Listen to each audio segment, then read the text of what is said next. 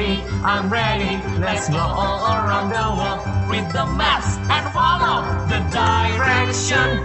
Let's start the great race.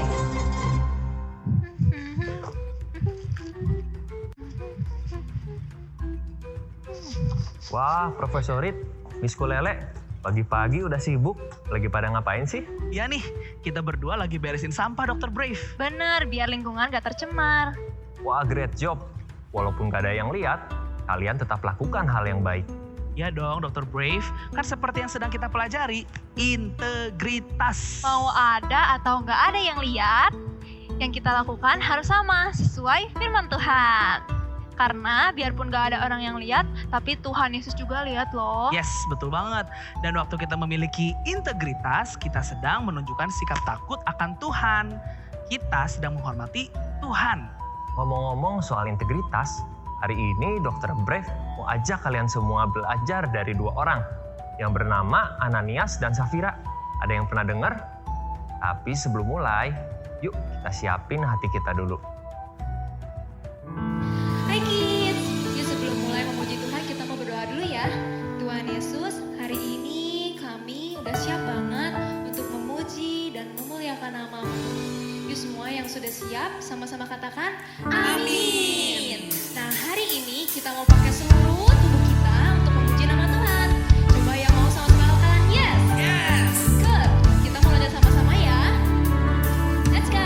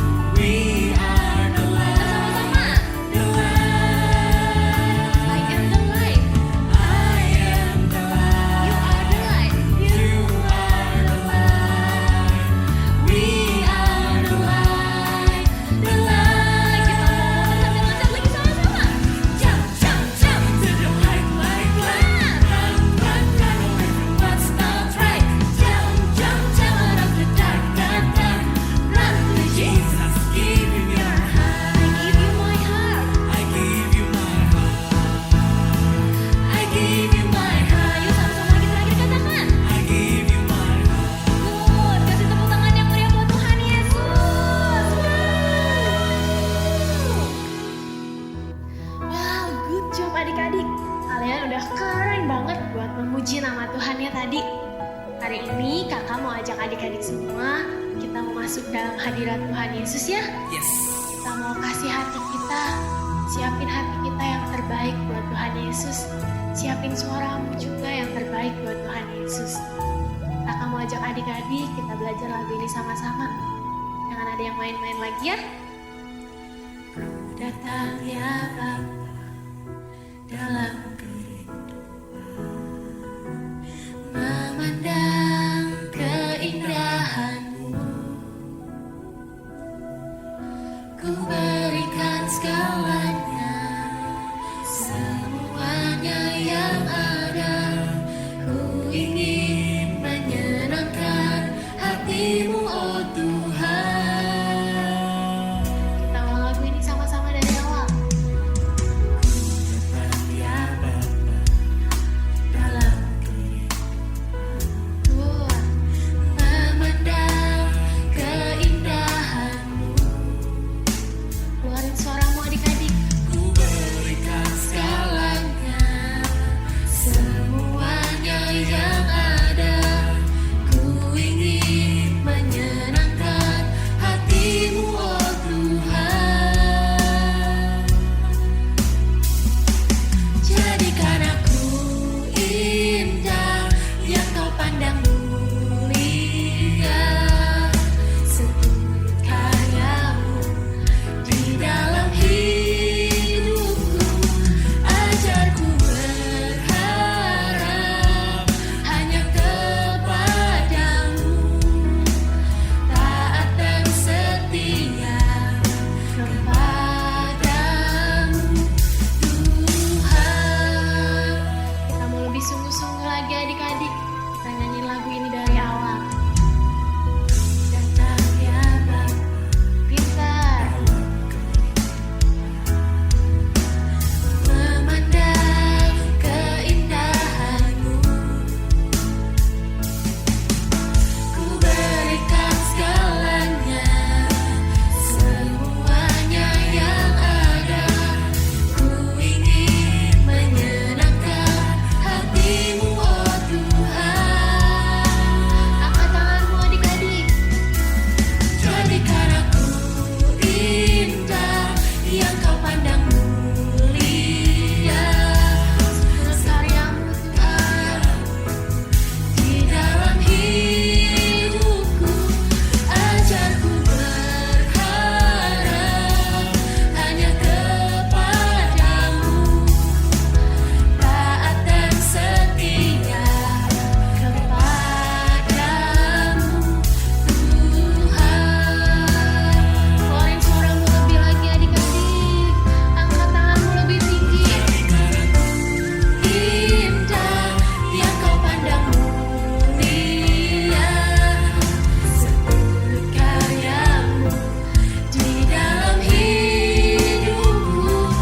Ajarku berharap hanya kepadamu, taat dan setia kepadamu, Tuhan. Sekali lagi katakan adik-adik. Indah yang Kau pandang mulia, seturut karya-Mu di dalam hidupku. Ajar kami Tuhan, hanya kepadamu, taat dan setia kepadamu, Tuhan. Kami mau taat dan setia Tuhan, taat dan setia. Sekali lagi katakan, kepadamu, Tuhan. Yuk adik-adik, lipat tanganmu, tutup matamu. Tuhan Yesus, hari ini kami mau mendengar firman-Mu. Tuhan pimpin setiap kami ya. Berkati kakak-kakak yang membawakan firman. Hanya di dalam nama-Mu, yuk yang siap buat mendengarkan firman Tuhan. Kita sama-sama katakan, amin. Kisah Ananias dan Safira itu terjadi di mana ya, Profesor Rit? Kisah mereka terjadi di kota Yerusalem. Yerusalem merupakan salah satu kota tertua di dunia. Terletak di sebuah dataran tinggi di pegunungan Yudea antara Laut Tengah dan Laut Mati. Kita pernah ke kota ini loh waktu ke Aprum kemarin. Yuk, sekarang kita langsung aja mulai race-nya. Kids, are you ready? 1, 2, 3, go! You ready? I'm ready. Let's go all around the world. Read the maps and follow the directions. Let's start The Great Race!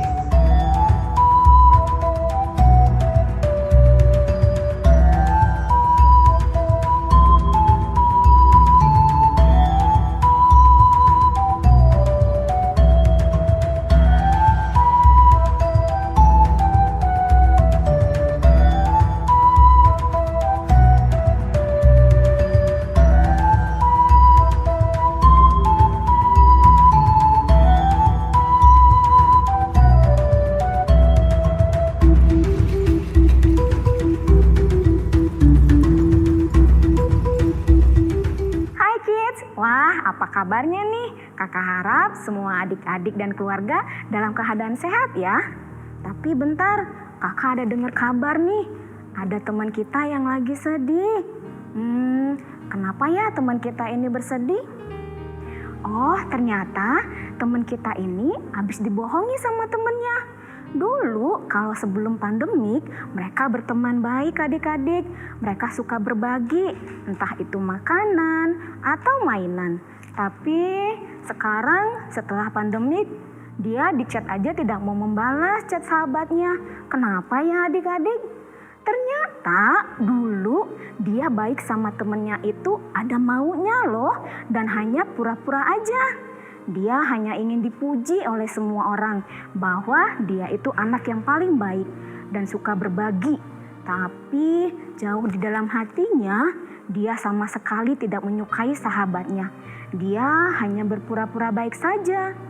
Tentu temannya sangat kecewa karena dia begitu mengasihi sahabatnya itu dengan sepenuh hati. Nah, kalau kita dibohongi seperti itu, pasti sedih ya adik-adik. Itu namanya tidak jujur adik-adik. Hari ini kita juga mau belajar dari dua tokoh di Alkitab yang berlaku tidak jujur bukan hanya kepada manusia, tapi juga kepada Tuhan. Nah, penasaran kan adik-adik gimana ceritanya? Nah, penasaran kan adik-adik siapa sih yang udah berani-berani mendustai Roh Kudus? Yuk kita belajar sama-sama ya. Nah, di kota ini ada sekumpulan orang-orang yang mencintai Tuhan Yesus. Mereka hidup dengan kasih karunia yang melimpah-limpah. Semua orang yang menjual tanah atau rumah milik mereka, maka hasilnya akan dibawa kepada para rasul untuk dibagikan kepada orang-orang yang membutuhkan. Ananias mengajak istrinya untuk menjual sebidang tanah mereka. Lalu dia juga mengajak istrinya untuk memberikan hasil itu hanya sebagian saja adik-adik. Lalu akhirnya dia pergi ke rasul untuk menyerahkan hasil dari penjualan tanah tersebut. Dengan percaya diri, dia melakukan semua kebohongannya. Petrus berkata, "Mengapa engkau mendustai Roh Kudus dan menahan sebagian hasil dari penjualan tersebut? Mengapa hatimu berbuat demikian? Bukankah tanah itu tetap menjadi milikmu? Setelah dijual juga, hasilnya masih tetap dalam kuasamu. Kamu bukan saja mendustai manusia, tapi kamu mendustai Roh Kudus." Mendengar perkataan itu, rebahlah Ananias. Lalu dia meninggal seketika itu juga. Beberapa orang muda datang dan membawa mayat Ananias lalu menguburkannya. Kira-kira 3 jam kemudian, Safira datanglah. Dia tidak tahu apa yang sudah terjadi. Lalu Petrus bertanya kepadanya, "Benarkah kalian menjual harga itu dengan harga sekian tanahnya?" Lalu Safira menjawab, "Iya, kami menjual tanah itu dengan harga sekian." Lalu Petrus berkata, "Mengapa kalian berdua bersepakat untuk membohongi Roh Kudus? Lihatlah orang-orang yang berdiri di depan pintu. Mereka baru saja pulang menguburkan suamimu, dan mereka juga akan membawa engkau keluar." Lalu rebahlah Safira dan meninggal. Orang-orang muda yang tadi menguburkan Ananias, mereka juga menguburkan Safira. Lalu seluruh jemaat dan banyak orang mendengar kejadian tersebut, lalu takutlah mereka adik-adik. Adik-adik, Ananias dan Safira bekerja sama untuk melakukan perbuatan yang tidak baik loh. Mereka sudah tidak jujur di depan orang banyak dan bahkan mereka sudah tidak jujur kepada Roh Allah. Kenapa ya mereka itu gak mau jujur saja? Padahal kan tanah itu milik mereka. Kalau mereka mau menjual tanah tersebut, hasilnya tetap kok jadi milik mereka. Mereka mau kasih semuanya atau enggak, itu semua tetap dalam kuasa mereka adik-adik. Kenapa waktu Petrus bertanya kepada mereka, benarkah kalian menjual tanah itu dengan harga sekian? Dan mereka jawab, iya. Tahu nggak kenapa? Supaya kesannya mereka itu memberikan semua hasil dari penjualan tanah mereka. Padahal mereka kan hanya memberikan sebagian saja ya adik-adik. Dan sebagian lagi mereka umpetin ya. Wah, mereka curang nih adik-adik. Mereka melakukan perbuatan itu hanya untuk mendapatkan pujian dari orang-orang banyak. Biar mereka dibilang hebat karena memberikan semuanya, biar mereka dibilang baik. Padahal mereka hanya berpura-pura baik. Mereka nggak mau cari pujian dari Tuhan ya adik-adik. Nah, Tuhan sayang sama Ananias dan Safira. Tuhan gak mau mereka mendapat hukuman. Roh Kudus yang mengatakan kepada Petrus kalau mereka itu sudah tidak jujur. Mereka itu memberi dengan motivasi yang salah adik-adik. Tuhan mau menyelamatkan mereka, tapi mereka sendiri gak mau mengakui perbuatan mereka yang salah. Adik-adik, upah dosa ialah maut. Nah, kenapa sih kita harus hidup jujur? 1, karena tidak seorang pun yang mau ditipu dan dibohongi. Rasanya itu gak enak adik-adik. 2, supaya kita tidak kena hukuman. Contohnya seperti Ananias dan Safira tadi. 3 nih, supaya damai sejahtera kita gak dicuri sama si iblis. Nah, ingat ya adik-adik, orang yang jujur itu dicintai Tuhan. Roma 12 ayat 9 berkata, hendaklah kasihmu itu jangan pura-pura, jauhilah yang jahat dan lakukanlah yang baik. Adik-adik, jadilah anak-anak yang jujur dan benar agar orang-orang di sekitar kita bisa melihat dan merasakan kasih Tuhan dalam hidup kita. Tahun ini adalah tahun integritas, yang artinya apa yang ada di hatimu, apa yang ada di pikiranmu, apa yang kamu ucapkan, dan apa yang kamu lakukan, semua harus sesuai dengan firman Tuhan. Integritas itu adalah melakukan kejujuran. Jujur lewat ucapan kita dan semua tindakan kita. Jujur dalam mengasihi sesama dan juga jujur mengasihi Tuhan. Meskipun tidak ada yang melihat, tapi Tuhan kita maha tahu loh.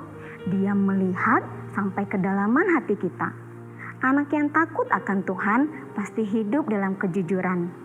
Adik-adik semua, yuk kita rajin saat teduh ya.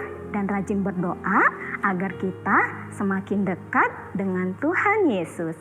Yuk kita satukan hati kita mau berdoa kepada Tuhan.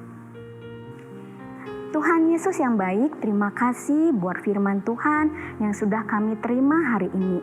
Tuhan, kami mau jadi anak-anak yang jujur. Jujur dalam perbuatan kami, jujur dalam ucapan kami, dan jujur dalam saling mengasihi. Terima kasih Tuhan Yesus, kami minta bantuan dari Roh Kudus sehingga kami mampu melakukan semua firman Tuhan. Terpujilah namamu Tuhan Yesus, haleluya. Amin. 1, 2, 3. Siapa berjalan dengan jujur, dia takut akan Tuhan.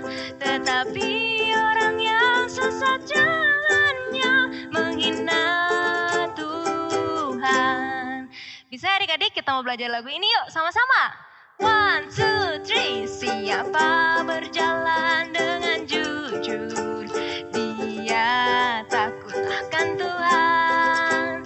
Tetapi orang yang sesat jalannya menghina Tuhan. Sekali lagi.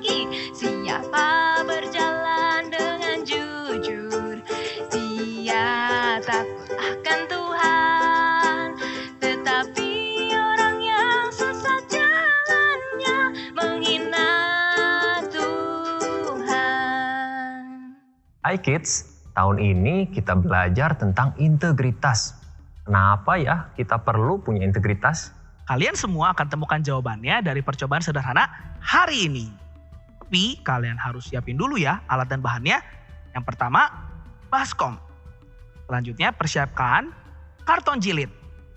Kalian juga persiapkan ya buku yang tebal. Ini akan berfungsi sebagai beban. Persiapkan juga gelas yang berisi air. Dan yang terakhir persiapkan plastic wrap. Nah, sekarang bagaimana percobaannya Dr. Brave? Nah, kita mulai yuk. Nah, yang pertama kita siapkan karton tadi. Nah, karton tadi ini kita gulung menjadi bentuk tabung seperti ini. Nah, karton tadi ini menggambarkan hidup kita. Selanjutnya kita siapkan plastic wrap. Nah, plastic wrap ini menggambarkan integritas. Salah satu karton yang sudah digulung, kita pasangkan plastic wrap. Nah, ini ya berarti ya. Jadi ini adalah hidup yang berintegritas. Selanjutnya kita pasang beban di atasnya. Beban ini gunanya untuk menguji bagaimana sih hidup orang yang berintegritas dan orang yang tidak berintegritas. Nah, kita mulai yuk. Integritas itu membuat kita kuat. Saat ada cobaan datang, ada masalah, saat orang-orang ngajak kita berbuat hal yang tidak baik. Nah, integritas membuat kita tetap teguh. Sama seperti karton ini, tetap teguh. Nah, itu semua membuat kita tetap percaya dan tidak ninggalin Tuhan Yesus. Tapi sebaliknya, kalau kita tidak punya integritas, kita tidak akan kuat saat cobaan datang. Kita coba ya. Misalnya nih, kita mulai nih yang namanya tergiur untuk yang namanya tidak jujur. Mulai berbohong, bohong-bohong dikit gak apa-apa kali ya. Terus kita mikirin yang jelek tentang orang lain. Terus kita juga ngomongin orang lain di belakang. Nah, hal-hal seperti tadi itu adalah contoh-contoh sikap yang tidak berintegritas. Akhirnya sikap-sikap tersebut akan membuat kita kian lama kian melemah. Wah, tuh kan apa kata saya? Orang yang tidak berintegritas ya, saat dia diperhadapkan dengan masalah, dia akan jatuh, hidupnya akan menjadi rusak adik-adik.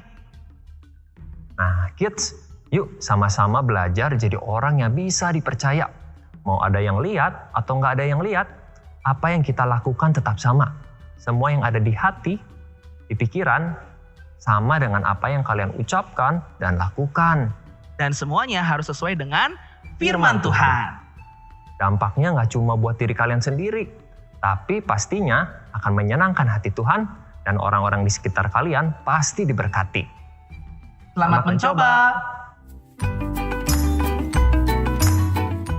Shalom parents, sejak manusia jatuh ke dalam dosa, tidak ada seorang pun yang bisa luput dari dosa, di antaranya berbohong. Ada yang bilang bohong terbagi menjadi dua, bohong putih dan bohong hitam. Bohong putih maksudnya kita berbohong demi kebaikan.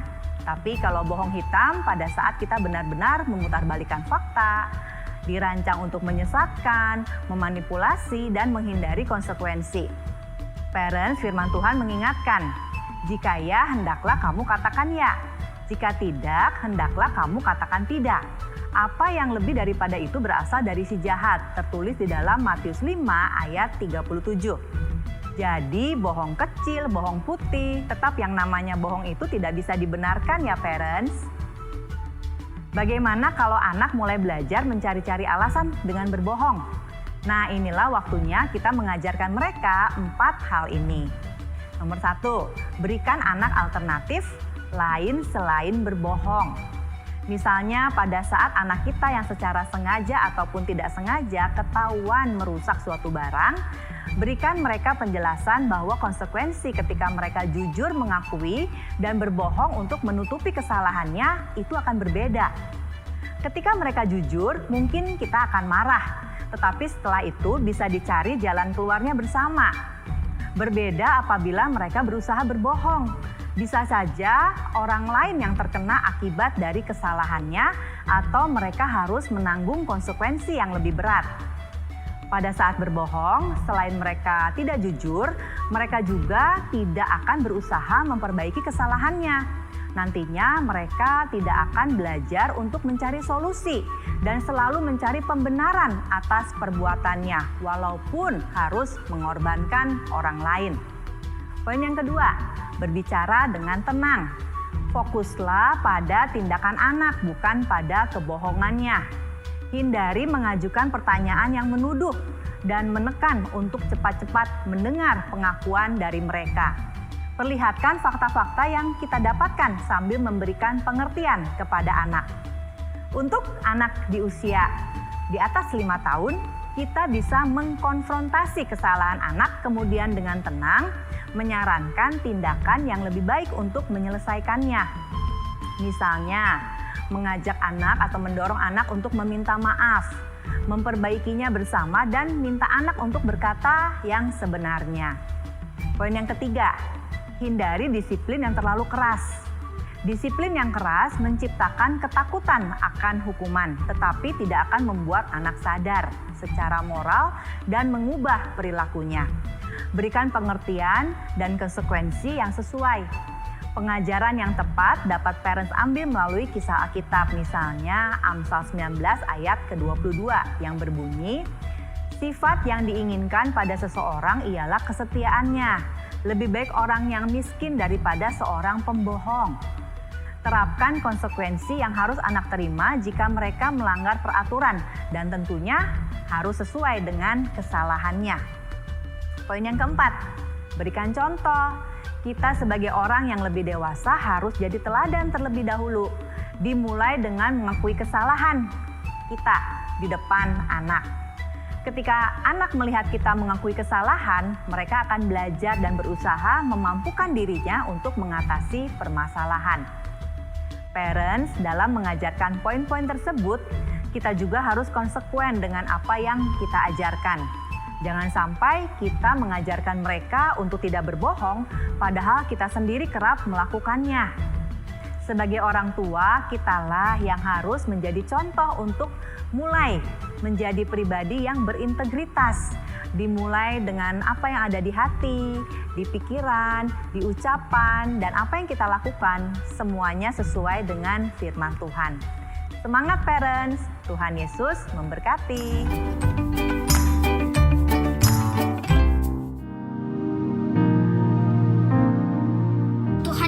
Kami semua memberkati dan menopang Opaniko dan hamba-Mu. Kuatkan, mampukan, dan lindungi dalam seluruh kehidupannya. Biarlah ketulusan dan roh unity mempersatukan kami. Tuhan Yesus, pakai kami semua sebagai saksi-Mu lewat cara hidup kami di tahun integritas ini. Jadikan kami semua berkata dan hidup dalam kejujuran. Tuhan Yesus, kami memberkati bangsa kami. Kami katakan bangsa Indonesia adalah bangsa yang besar, bangsa yang terhormat, dan takut akan Tuhan. Dari anak sampai orang tua, semua hidup dalam ketulusan. Adik-adik, papa mama, mari kita angkat kedua tangan untuk menerima berkat Tuhan. Demikianlah firman Tuhan. Tuhan memberkati dan melindungi engkau. Tuhan menyinari engkau dengan wajahnya dan memberikan kasih karunia. Tuhan mengarahkan wajahnya kepadamu dan memberikan damai sejahtera. Terimalah semua berkat yang terbaik ini hanya di dalam nama Tuhan Yesus Kristus. Amin.